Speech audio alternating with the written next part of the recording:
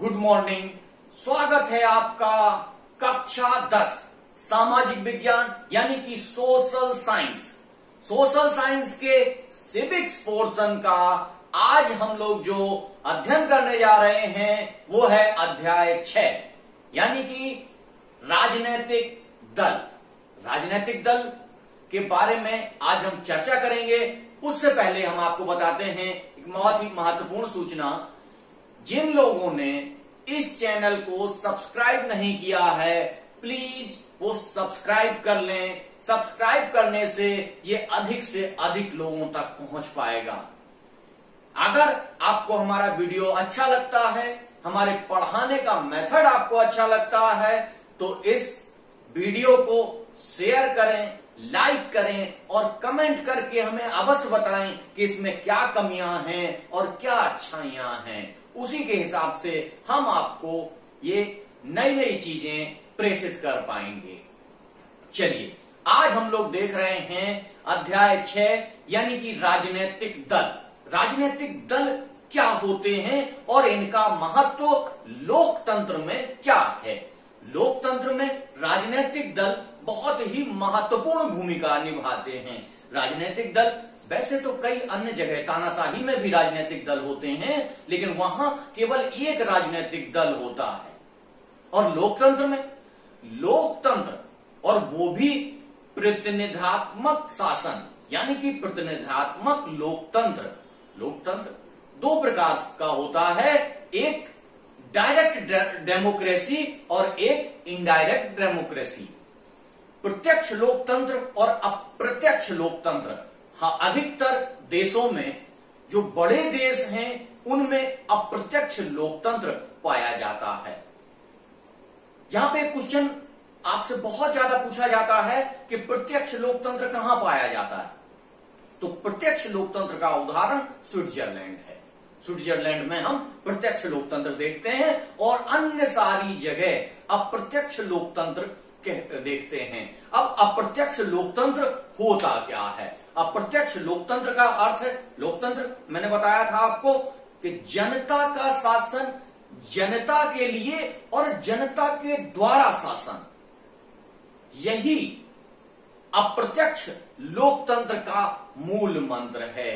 यानी कि जनता जो है वो शासन में सहभागी बने, अपना शासन स्वयं संचालित करे और यदि 125 करोड़ के भारत में सारे लोग शासन में भाग लेने लग जाएंगे तो किस प्रकार की अव्यवस्था पैदा हो जाएगी। आप सोचिए किस तरीके का भीड़ तंत्र हो जाएगा, किस तरीके की अव्यवस्थाएं हो जाएंगी।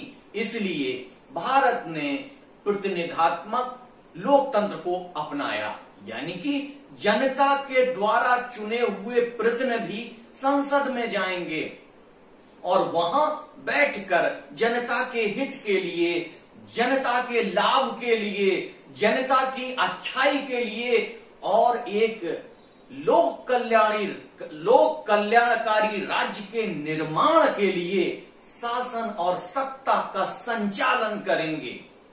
तो यहां आप देखिए लोकतंत्र में दलों का महत्व कितना अधिक बढ़ जाता है। दल यानी कि राजनीतिक दल। राजनीतिक दल आपको मौका देते हैं अपने प्रतिनिधि चुनने का। यानी कि यदि दल ना हो तो वहां की नैतिकताएं समाप्त हो जाएंगी। नैतिकता कैसे समाप्त हो जाएगी? आप देख लीजिए कि प्रत्येक जगह एक निर्वाचित प्रतिनिधि या कह लीजिए ऐसे व्यक्ति जो किसी दल से संबंधित नहीं हैं, स्वतंत्र उम्मीदवार के रूप में चुनाव जीतते हैं और ना उनकी कोई विचारधारा होती है, ना कोई उनकी नैतिकता होती है, ना वो किन्हीं सिद्धांतों से बंधे हुए होते हैं।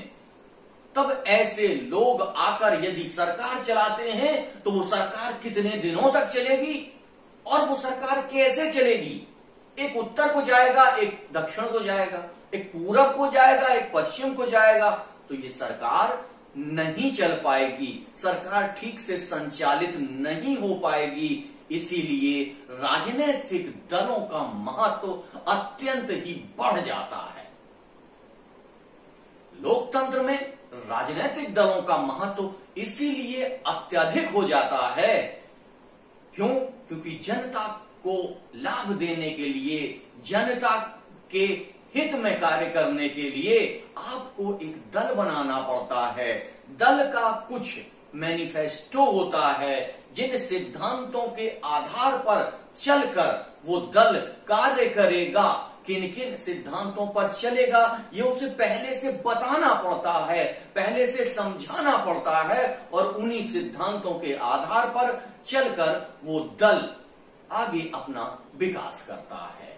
यही वो दल होते हैं जो सत्ता की भागीदारी में प्रतिस्पर्धा करते हैं और आपको अपना विकल्प चुनने का मौका देते हैं, ये विकल्प उपलब्ध कराते हैं।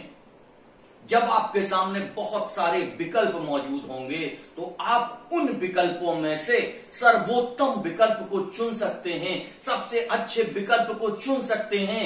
यदि आपके पास एक ही विकल्प होगा, जैसे कम्युनिस्ट पार्टी, तो वहां आप किसको चुनेंगे? वहां वैसे तो चुनाव ही नहीं होते हैं, चाइना में चुनाव ही नहीं होते हैं, सीधे सीधे वैसे ही सत्ताएं चलती हैं, एक ही दल को प्रधानता होती है। लेकिन यदि दो दल भी हैं, तब भी उन्हीं दो दल में से आपको एक चुनना पड़ेगा।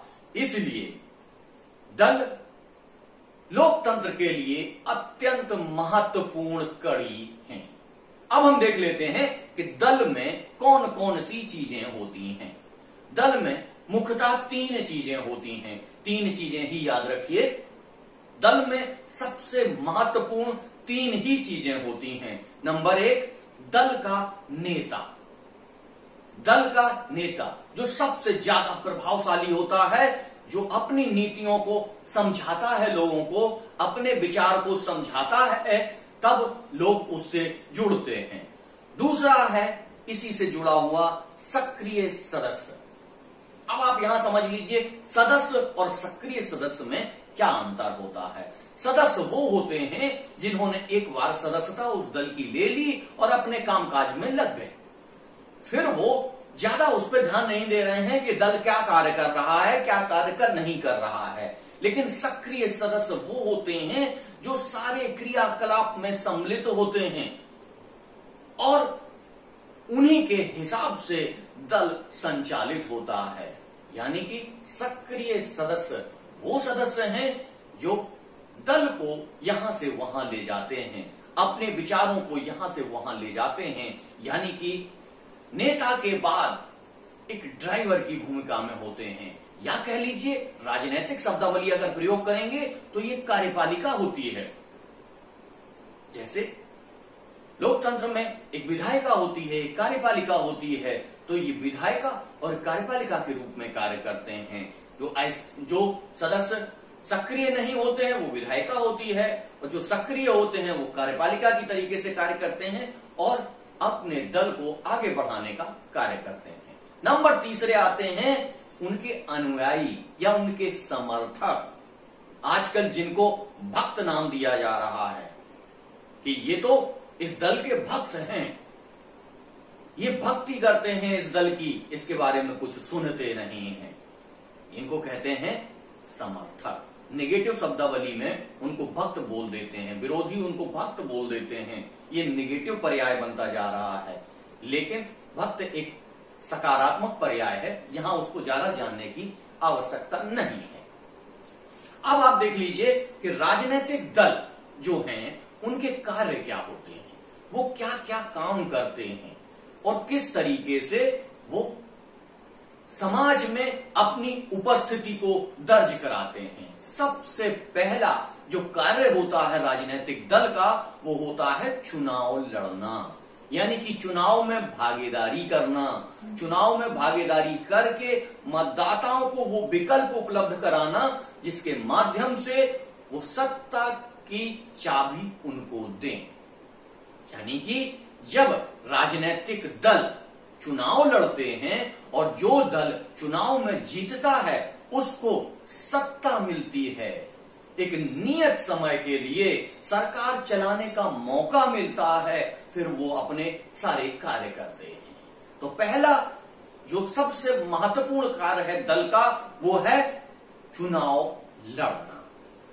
अब जब चुनाव लड़ना है तो चुनाव लड़ने के लिए बहुत सारी चीजें करनी पड़ेंगी। आप किसी प्रतियोगिता में बैठ रहे हैं तो प्रतियोगिता में बैठने के लिए आपको बहुत सारी तैयारी करनी पड़ेगी पहले से। तो वो तैयारी अगर आप नहीं करेंगे तो आप फेल हो जाएंगे, आप प्रतियोगिता में भाग नहीं ले पाएंगे। प्रतियोगिता में आप भाग तो इसीलिए ले रहे हैं कि आप जीतें। यदि आप डमी कैंडिडेट के रूप में रहेंगे तो उसका कोई लाभ नहीं होगा। इसलिए राजनीतिक दल इसकी तैयारी करते हैं। यानी कि इनका दूसरा कार्य क्या है कि दल अलग अलग नीतियां और कार्यक्रमों को मतदाताओं के समक्ष रखते हैं। प्रत्येक दल का एक अपना मैनिफेस्टो होता है। वो मैनिफेस्टो में बताते हैं कि यदि हम सरकार में आ गए तो हम निम्न कार्य करेंगे। जैसे आज ही देख लीजिए, आज का मैं जब समाचार देख रहा था तो माननीय मायावती जी ने आज एक घोषणा की है कि यदि वो सरकार में आ जाती हैं तो वे परशुराम के नाम से चिकित्सा और अस्पताल बनाएंगी। यानी कि परशुराम को याद करते हुए उन्होंने ये घोषणा की। इसी तरीके की घोषणाएं और मैनिफेस्टो प्रत्येक राजनीतिक दल को पहले से मतदाताओं के समक्ष रखना पड़ता है और वो सारे कार्यक्रम बताने पड़ते हैं कि यदि वो सरकार में आ जाएंगे तो कौन कौन से कार्य करेंगे और किन किन कार्यों के माध्यम से वो जनता को कौन कौन सा लाभ देने वाले हैं।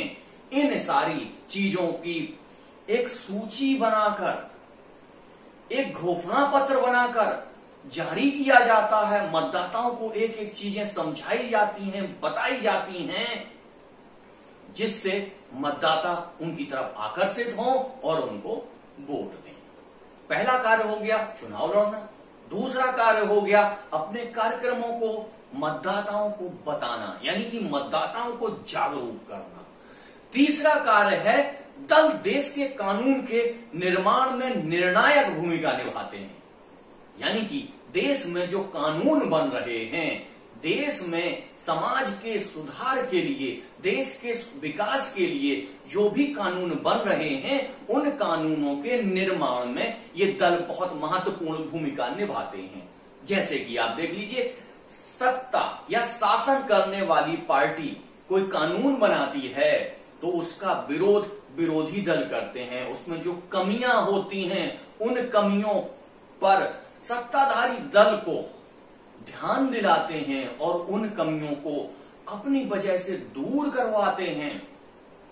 तो सत्ता यानी कि देश के कानून के निर्माण में ये दल बहुत ही महत्वपूर्ण भूमिका अदा करते हैं। और यदि शासन और विपक्ष दोनों इन मुद्दों को नहीं उठाते हैं, तब जागरूक मतदाता, जागरूक नागरिक एक आंदोलन खड़ा करते हैं। इससे पहले वाले अध्याय में हमने आपको बताया कि किस तरीके से जन आंदोलन खड़े हो जाते हैं। जब सरकार और विरोधी दल उनकी बातें नहीं सुनते हैं तो जनता एक जन आंदोलन का रूप लेकर उनको अपनी बातों से अवगत कराते हैं और महत्वपूर्ण भूमिका निभाते हैं। यानी कि विधि निर्माण में महत्वपूर्ण भूमिका निभाते हैं।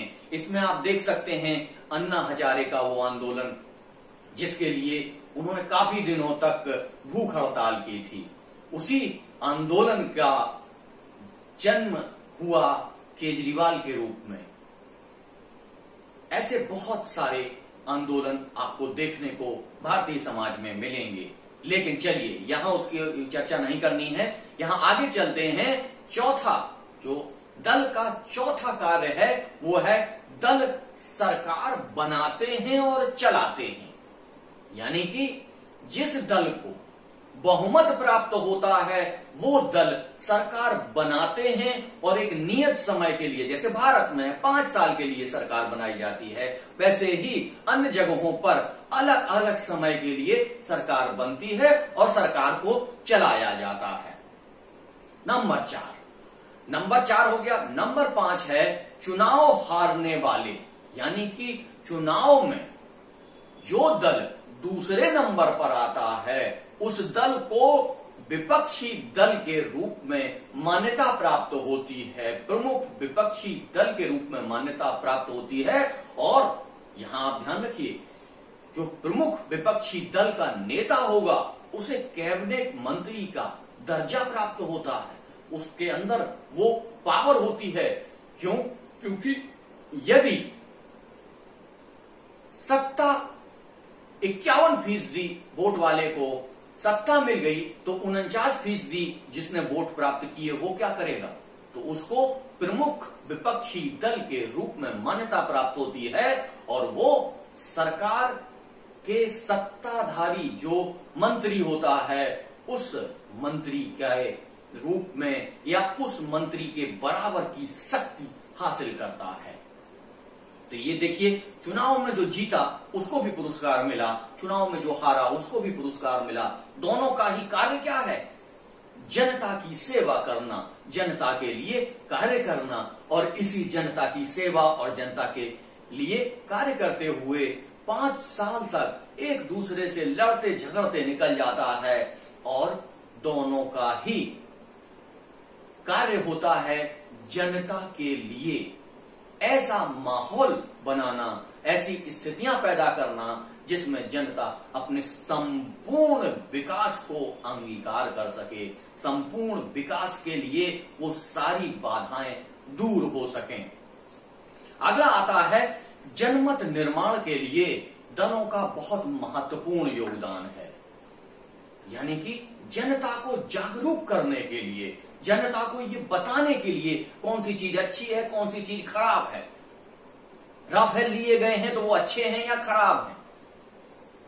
शासन बता रहा है कि राफेल बहुत अच्छे हैं, लेकिन विपक्षी दल उसकी कमियां ढूंढ ढूंढ के ला रहा है। तो जनता को उसकी कमियां भी पता चल रही हैं, उसकी अच्छाइयां भी पता चल रही हैं। इसके बाद जनता 5 साल के बाद पुनः एक बार निर्णय करेगी कि सत्ता किसको देनी है, अच्छा कार्य किसने किया।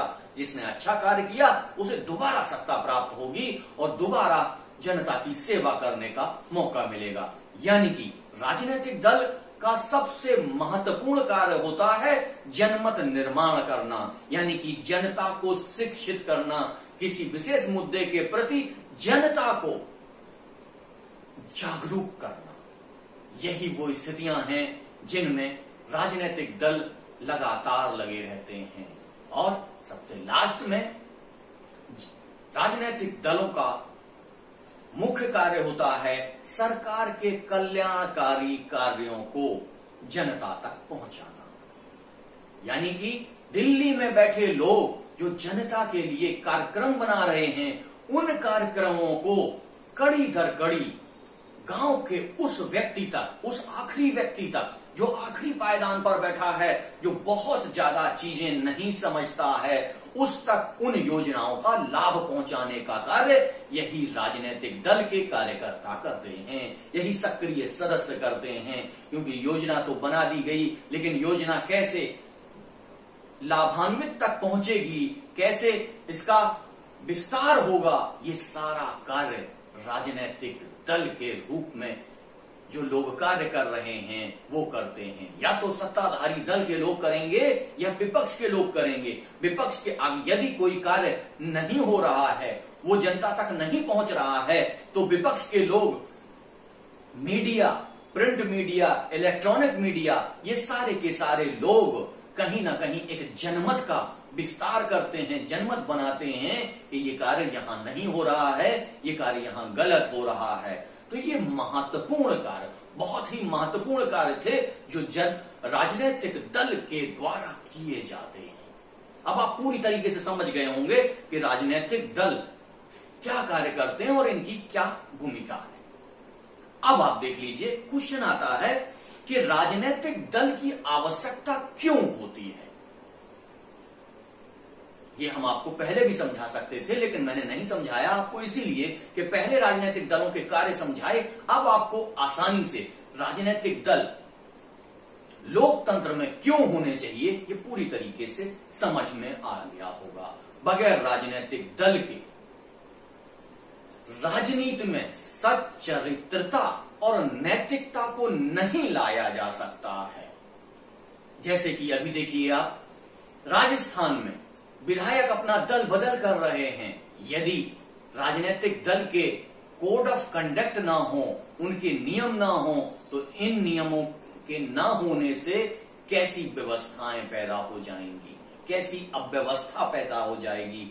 इन सारी अव्यवस्थाओं से बचने के लिए, लोकतंत्र को सुचारू रूप से संचालित करने के लिए और लोकतंत्र की भावना आहत ना हो, लोकतंत्र की जो भावना है वो पूरी तरीके से साकार हो सके, उसके लिए राजनीतिक दल आवश्यक ही नहीं है बल्कि अनिवार्य भी हैं।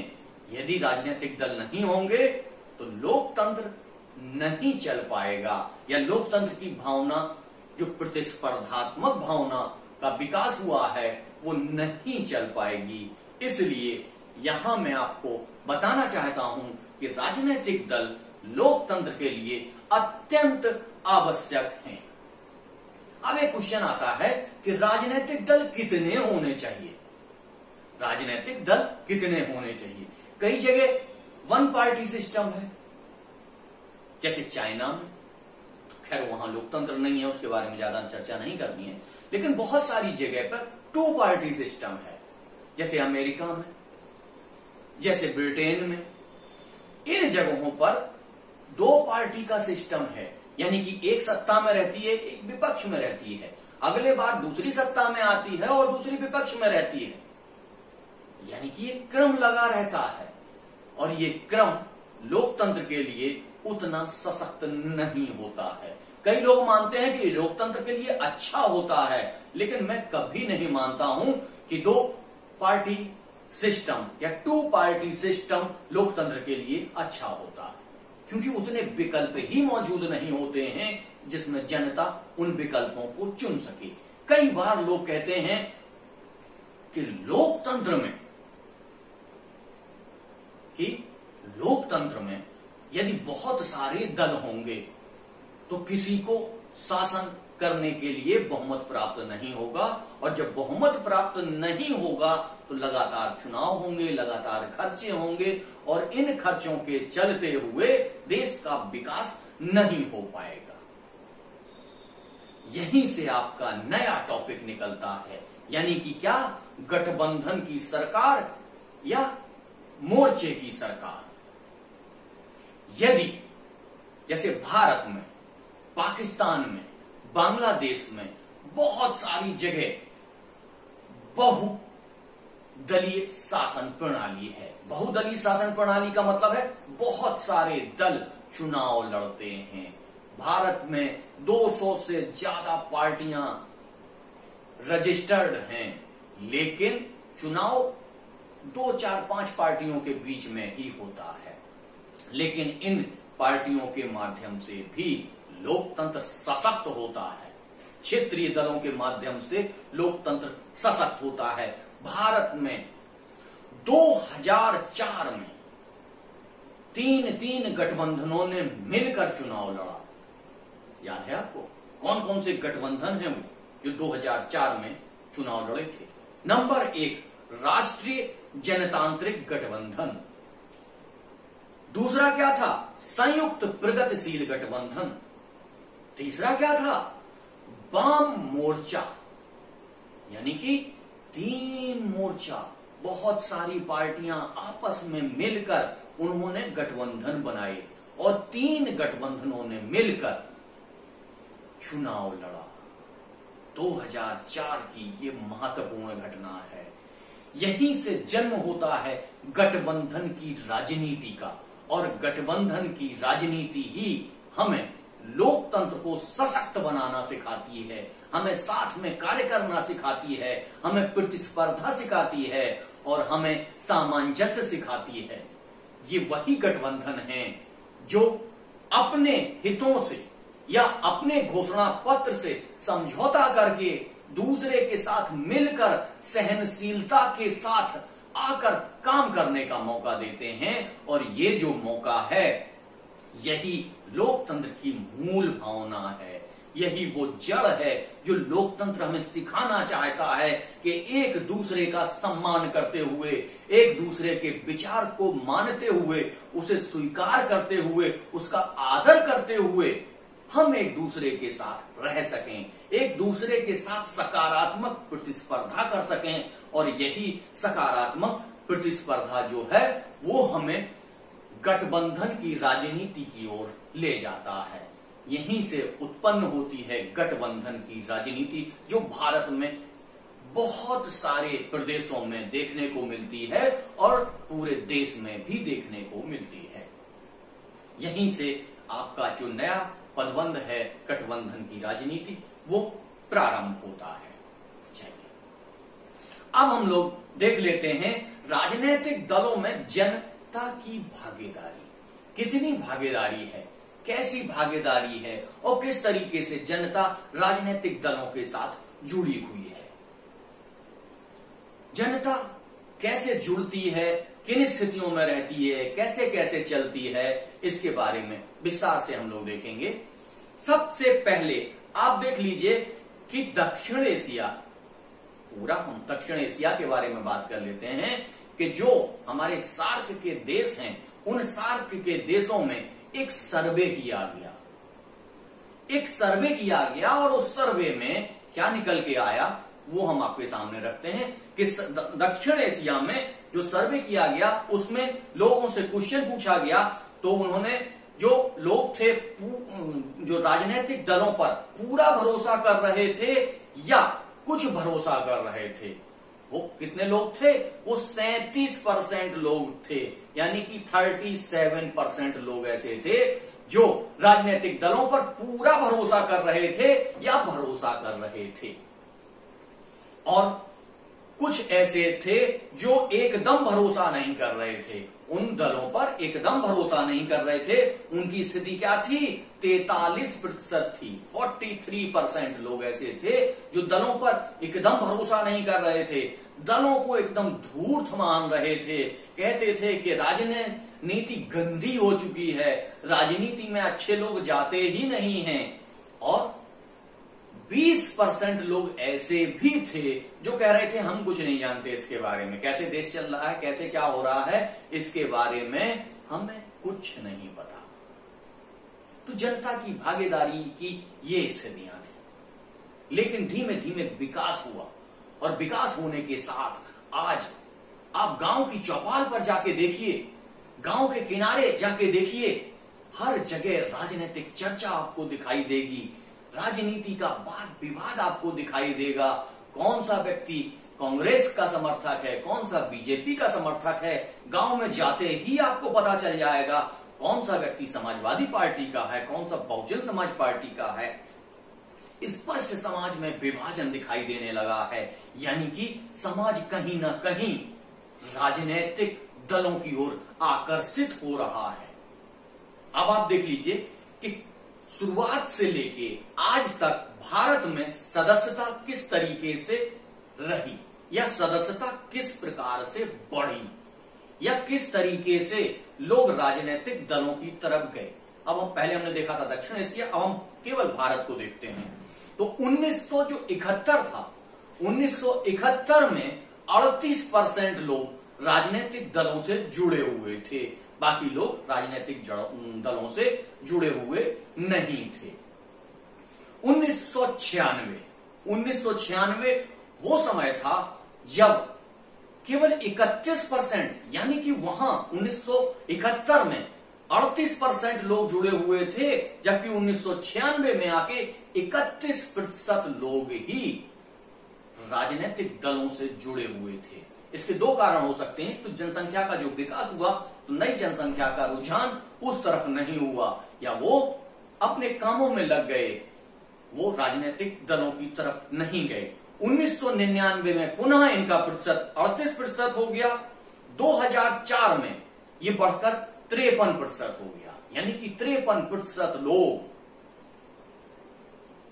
यानी कि आप देख रहे हैं क्या हो रहा है। 53% लोग, वैसे तो आपने कह दिया 53%, लेकिन 53% क्या हुआ, 50% से अधिक।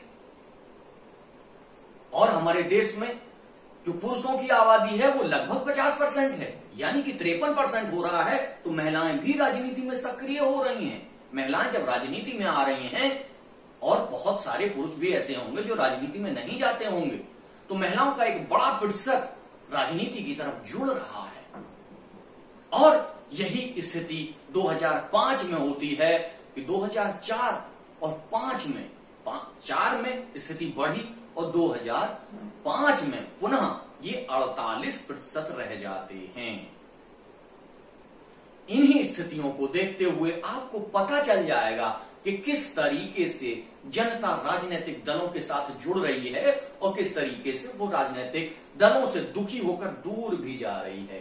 राजनीति में व्याप्त भ्रष्टाचार, अपराधियों का राजनीति से मेल मिलाप, अपराधी और राजनेताओं का गठबंधन, ये सारी जो नेगेटिव चीजें हैं, इन नेगेटिव चीजों के माध्यम से भी जनता हतोत्साहित होती है और राजनीतिक दलों से दूर हटती है। ये बहुत सारी चीजें हैं। अब हम लोग देख लेते हैं कि विभिन्न दलों की सदस्य संख्या दक्षिण एशिया में शेष विश्व की अपेक्षा कहीं ज्यादा है।